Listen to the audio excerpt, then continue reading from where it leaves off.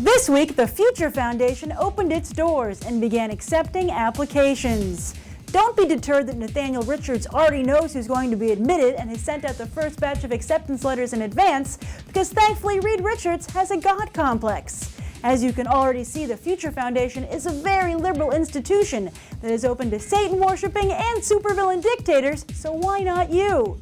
If you're cool with taking orders from a tween version of Layla Miller meets Emma Frost, apply to the Future Foundation today.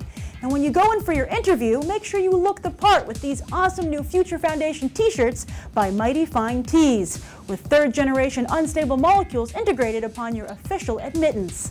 Good luck. Stop watching the Watcher, then you best have an excuse, 'cause the Watcher is always watching you.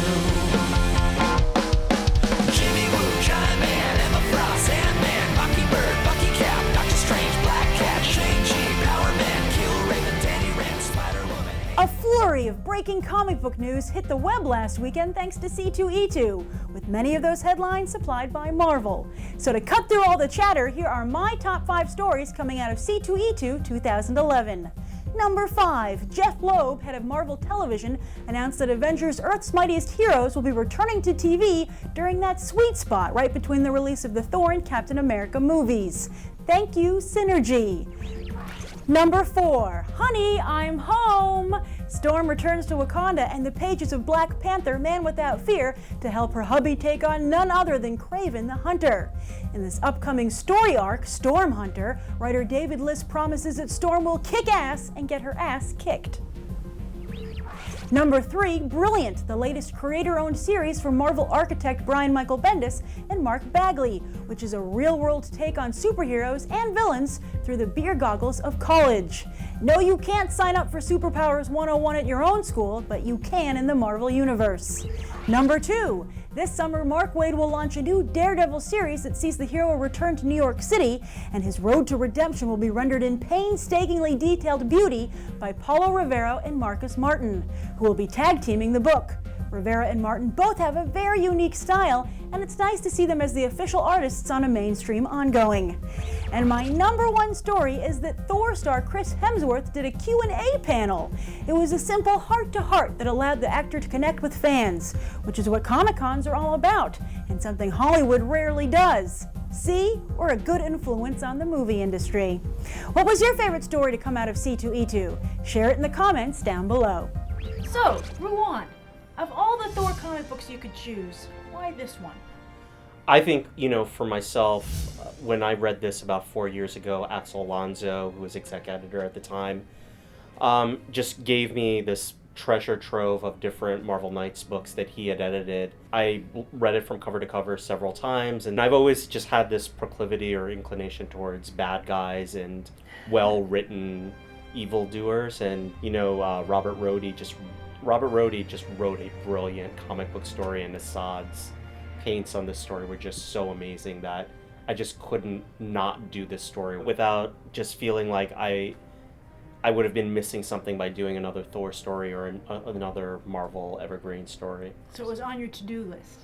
It was definitely at the top of my to-do list. The only pressure there was, if you've ever met Assad Ribic, he's about 6 foot 8 billion feet tall, and he's a very big man from Croatia. So I remember the first email I got from him was, What are you doing to my baby? Because he hadn't seen anything yet. Oh, well, So, speaking of that, the Marvel Knights animation is unique in that it's part comic book, part animation. So how do you think it retains the integrity of the art from the mini? That's a good question, because I think in a lot of ways, when fans think about animation, right now they probably think about Pixar and, different sort of very high-end production values. And I think we're taking that same sort of tack towards Marvel Knights animation, where, animation can be very simplistic, it can be very advanced and CGI'd. And what we do is we try to weave that together in sort of a seamless way so fans can go in and enjoy really high production value art from an artist like Assad Ribic. And then also appreciate some really good 3D CGI animation from Magnetic Dream Studios, who did the animation for Thor and Loki Blood Brothers. Well, I gotta say, Thor movies coming out May 6th. Good timing here. What?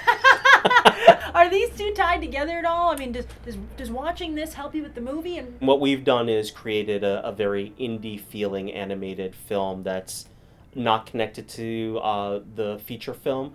But I do feel that when you watch Loki and you see this very misunderstood villain, I wouldn't be surprised if, we've riffed on very similar things that are in the theatrical film, but I wouldn't necessarily say that either piece of content is connected to each other, because they're not. But I do think that if you go and see the Thor feature film and you want sort of a better look at these characters, there's no better story than, I think, Thor and Loki Blood Brothers. Well said.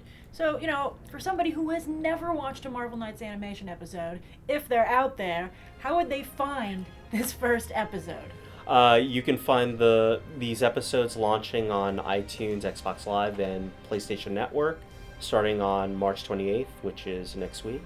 And each episode will be out weekly, so... That's awesome. So get on it. Thanks, Ruan. Thanks! See ya!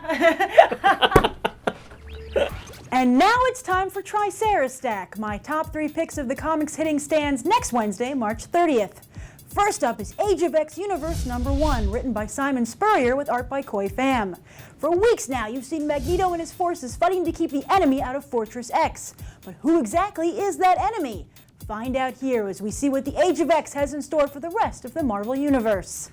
Also be sure to check out double-sized Captain America #616, where some of the best creators out there help Cap celebrate his 70th birthday. Both Steve Rogers and Bucky Barnes head in a bold new direction, but where will it take them? Finally, don't miss Amazing Spider-Man #657, written by Dan Slott with art by Marcos Martin. Spidey attends the private wake of Johnny Storm. If you thought issue 655 was a tearjerker, you ain't cried nothing yet. Last week in Graphic Debate, Roll 651 from YouTube asked that if Wolverine were to retire, who do you think would make the better replacement, Daken or X-23? Well, you were divided on this question, but not between Daken and X-23. Half of you enthusiastically threw your support behind X-23, while the other half decreed that the question is moot because thanks to his healing factor, Wolverine will be the best at what he does forever. So Daken is left sitting on the sidelines, but you know what? I think he's okay with that. Thanks to everyone who voted, and what do you think next week's Graphic Debate question should be? Leave your thoughts in the comments below. And that's this week's The Watcher. I'm Grace Randolph for Marvel, Your Universe.